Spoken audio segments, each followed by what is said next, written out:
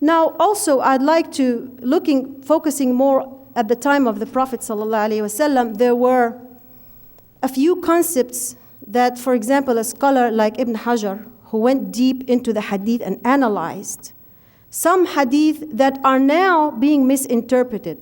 Like, for example, when he was asked about the degree, how come that men are given وَلِلرِّجَالِ عَلَيْهِنَّ دَرَجَةً, this degree that's given to the men above the women, what does that mean? And the feminists are very good at that. They would snatch that out of context and tell you, hey, you're second-rate citizens, your husbands and your men make you wear the veil, you are subjugated, you are the ones that are to be confined in the home because of that order, and so on and so forth.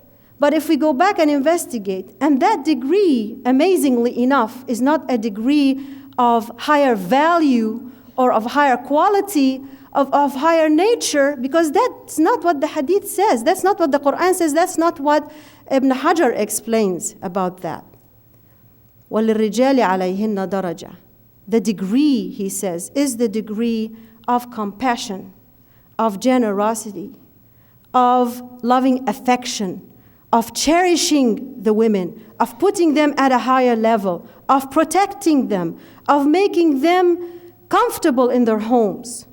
There is no harassment, there is no empowerment, there is no zulm, there is no subjugation. All of these very stale ideas, we don't know where they came from. My guess is that they came from, again, the brother will be mad at me, but from Western ideology. You see, this is Western secularism, because the history of Western feminism testifies to the fact that they have been subjugated. It testifies to the fact that they have been fighting for liberation because they didn't have it in the first place. But Muslim women had it. And that is why, when you talk about degree, you don't talk about second-rate citizens. You talk about the degree of largesse and loving brotherhood and sisterhood.